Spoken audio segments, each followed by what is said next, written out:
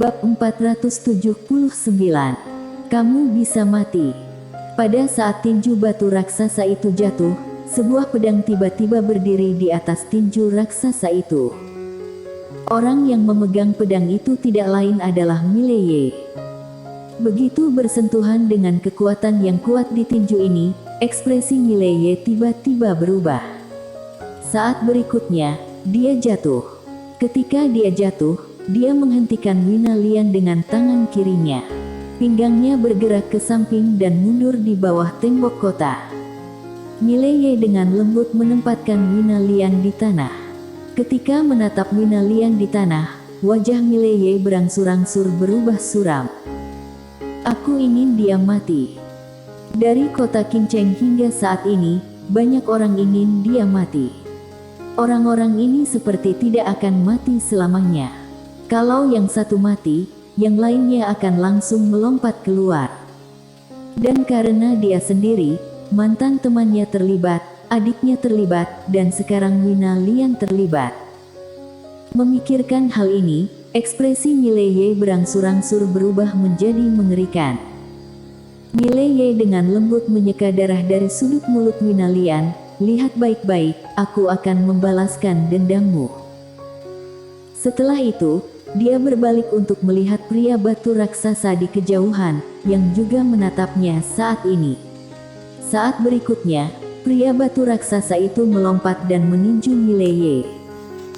Dengan satu pukulan, ruang hampa langsung menjadi ilusi. Mileye memegang pedang dengan erat di tangan kanannya, ekspresinya menjadi semakin mengerikan. Ketika kepalan tangan itu berada di posisi di depannya, dia tiba-tiba menusuk dengan pedang. Jurus satu pedang menentukan hidup dan mati. Syung. Begitu pedang keluar, suara pedang mengguncang langit. Pedang Mileye menusuk tepat di atas kepalan tangan besar itu. Lawan dengan keras. Duar. Suara ledakan terdengar. Segera setelah itu, pria batu raksasa itu mundur lagi dan lagi.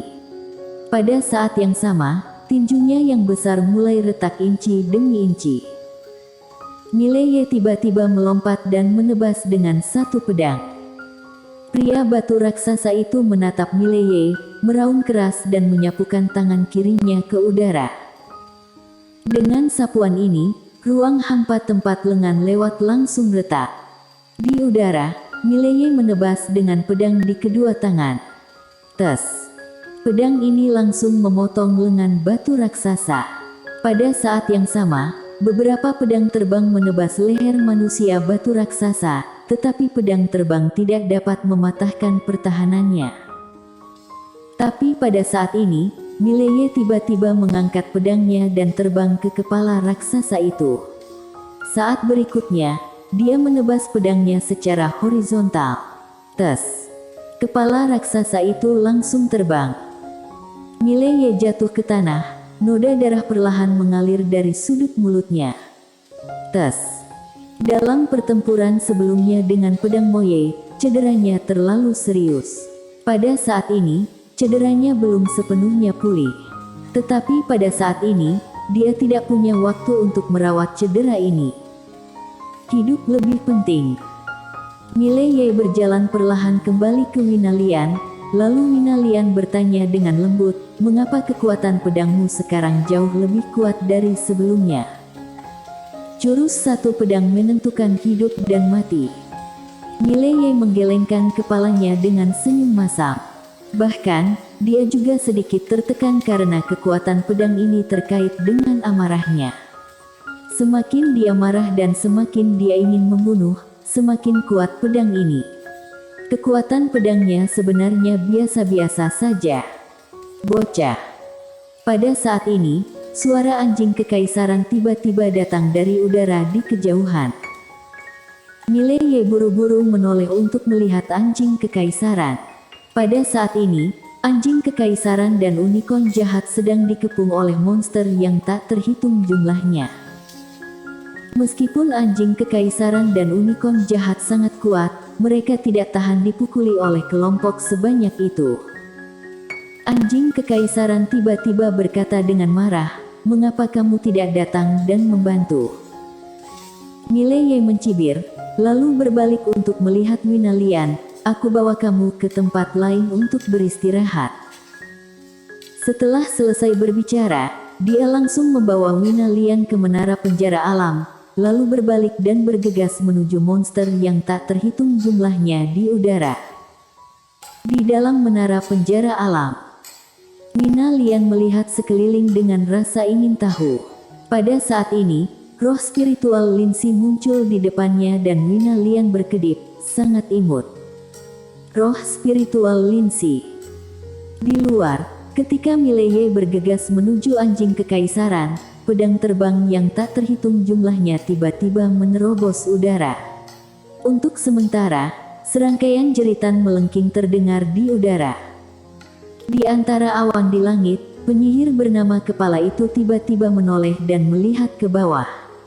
Ketika dia melihat bahwa Mileye masih hidup, wajahnya tiba-tiba menjadi sangat jelek. Pada saat ini, dia tiba-tiba menoleh. Violin Wei sudah muncul di depannya. Melihat ini, wajah penyihir sangat berubah, lalu membanting tangannya ke depan.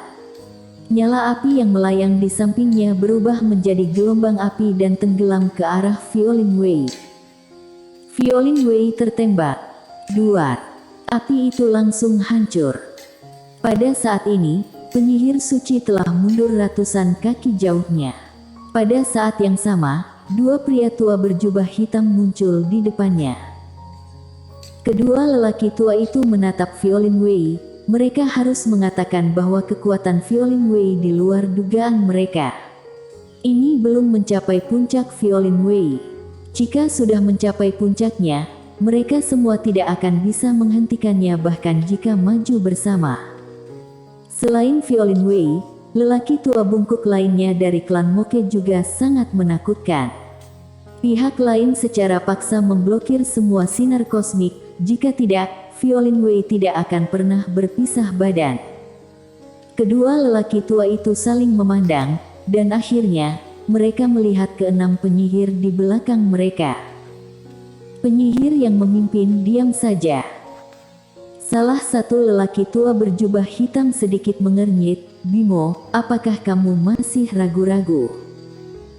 Setelah beberapa saat ragu-ragu, penyihir bernama Bimo akhirnya berbalik untuk melihat 5 orang di belakangnya. "Aktifkan metode terlarang." Setelah itu, 6 orang mencubit sidik jari mereka dan mulai melantunkan mantra tanpa suara. Segera, lingkaran sihir merah besar muncul di udara. Dengan munculnya lingkaran sihir merah ini, langit di lapangan tiba-tiba menjadi gelap. Bumi berwarna merah darah. Di kejauhan, Violin Wei melihat lingkaran merah dan sedikit mengernyit, tangan kanannya perlahan mengepal. Pada saat ini, mata raksasa merah darah tiba-tiba muncul di lingkaran merah. Mata raksasa ini menatap langsung ke Violin Wei. Saat berikutnya, seberkas cahaya merah darah keluar dari matanya. Kemanapun dia lewat, ruang hampa benar-benar gelap gulita. Di kejauhan, telapak tangan Violin Wei terbentang. Dengan sedikit putaran, kekuatan yang kuat tiba-tiba menyebar dari telapak tangannya. Duar. Di atas langit dan awan, raungan memekakkan telinga terus bergema. Violin Wei mundur dengan keras oleh gempa bumi hingga 1000 kaki jauhnya. Pada saat ini, kedua lelaki tua berjubah hitam itu akan mengambil tindakan, tapi Bimo yang tidak jauh dari sana tiba-tiba berkata, "Selesaikan dulu Mileye itu. Selesaikan Mileye." Keduanya kembali sadar. Tujuan utama mereka kali ini bukan hanya untuk memusnahkan klan Moke dan Star Territory Wei Yang, tetapi juga harta karun di Mileye. Keduanya berbalik dan menyerang. Di bawah, Mileye sepertinya merasakan sesuatu, wajahnya berubah, dia akan menyerang. Pada saat ini, Agui muncul di depannya. Saat berikutnya, sabit merah darah melesat ke langit. Di udara, salah satu lelaki tua itu membantingnya dengan telapak tangan. Duar. Ruang hampar langsung terdistorsi dan berubah bentuk. Sebelum Gio bisa menyentuh lawan, dia berulang kali mundur oleh getaran. Tapi saat berikutnya, dia menghilang dengan aneh. Ketika dia muncul kembali, dia sudah berada di depan lelaki tua berjubah hitam itu. Pada saat yang sama, sabit merah darah muncul diam-diam di tenggorokan lelaki tua berjubah hitam itu. Tes. Terdengar suara robek. Namun, lelaki tua berjubah hitam itu sudah menghilang. Gio berbalik dan menebas dengan sabit. Duar. Gio melemparkannya langsung ke belakang, tetapi pada saat dia terbang keluar, sabit di tangannya keluar dan menebas tepat di atas bayangan hitam. Duar. Bayangan hitam itu hancur. Lelaki tua berjubah hitam itu menunjukkan bentuk aslinya, ada noda darah panjang di dadanya. Melihat adegan ini, wajah pria tua berjubah hitam itu tiba-tiba menjadi sangat muram. Tidak jauh, Gio menatap Mileye pergi. Ketika Mileye hendak berbicara, kedua lelaki tua berjubah hitam itu tiba-tiba menghilang. Ekspresi Agui berubah dan bergegas dengan sabit. Melihat ini, tanpa ragu-ragu, Mileye menebas ke depan dengan pedang di tangan. Tes. Sinar cahaya pedang menembus udara. Namun tak lama kemudian, sinar cahaya pedang langsung menyambar. Pada saat yang sama, seorang lelaki tua berjubah hitam muncul di depan Mileye. Mileye menghadap pintu. Kekuatan yang kuat secara langsung menyebabkan ruang hampa di sekitar Mileye mulai retak inci demi inci. Ruang hampa sangat rentan di bawah kekuasaan orang-orang ini. Mileye menebas ke depan dengan pedang di kedua tangannya. Dia tidak berani menyimpan energi dalam serangannya ini. Ketika pedang itu jatuh, cahaya pedang itu seterang matahari, tapi itu hanya berumur pendek. Cahaya pedang itu langsung pecah, lalu Mileye mundur lagi dan lagi. Sebelum dia bisa berhenti, lelaki tua berjubah hitam itu muncul di depannya lagi. Kemudian, lelaki tua itu menamparkan wajahnya dengan tamparan di wajah. Pada saat ini, Mileye tiba-tiba menyeringai. Saat berikutnya, pedang di tangannya diam-diam berubah menjadi pedang penakluk jiwa. Mileye menikam telapak tangan lelaki tua itu dengan pedang. Duar.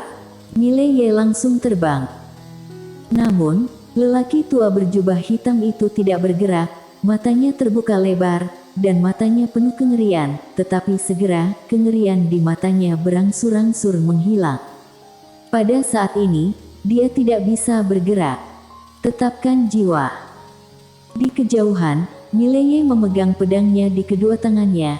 Darah terus-menerus keluar dari sudut mulutnya dan dadanya sudah ternoda merah oleh darah. Dia tahu betul bahwa kekuatannya jauh lebih rendah daripada lelaki tua berjubah hitam itu, jadi dia hanya bisa mengandalkan pedang penakluk jiwa untuk bertarung dengan keras. Tentu saja, bukan hanya pedang penakluk jiwa, tapi satu pedang penentu jiwa. Jika itu adalah pedang penakluk jiwa murni, tidak mungkin untuk menahan jiwa lawan sama sekali. Untungnya, pedang penakluk jiwa dan satu pedang penentu jiwa masih manjur untuk orang tua ini, jika tidak, dia akan benar-benar mati. Meskipun dia tidak mati, setelah menggunakan pedang ini barusan, dia merasa seolah-olah seluruh tubuhnya telah dievakuasi. Dia dapat dengan jelas merasakan bahwa jiwa kecil itu jauh lebih lemah. Pada saat ini, suara Huke terdengar dari benak Mileye, "Tuan, kamu tidak bisa menggunakan teknik pedang ini denganku lagi. Aku ingin istirahat." Segera, suara Huke benar-benar menghilang. Di tempat, wajah Mileye menjadi serius karena dia menemukan bahwa suara Huke sangat lemah. Jelas, pedang itu hanya menghabiskan banyak energi tidak hanya pada dirinya, tetapi juga pada Huke. Karena dia masih tidak dapat sepenuhnya mengerahkan kekuatan jiwa kecil, dia membutuhkan jiwa kecil untuk bekerja sama secara aktif. Oleh karena itu, Setiap kali dia menggunakan jiwa kecil, itu juga merupakan konsumsi besar bagi jiwa kecil. Pada saat ini, Gio yang tidak jauh, tiba-tiba terguncang kembali. Setelah terguncang, lelaki tua berjubah hitam lainnya menoleh untuk melihat Mileye. Dia menatap Mileye. Apa yang kamu lakukan padanya? Mileye terdiam. Wajah pria tua berjubah hitam itu berubah mengerikan. Dia langsung menyerang Mileye. Mileye tiba-tiba mengambil pedang penakluk jiwa dan menunjuk ke arah lelaki tua berjubah hitam itu. Pak tua, jangan bercanda, jika aku menjatuhkan pedang ini, kamu bisa mati. Orang tua berjubah hitam bersambung.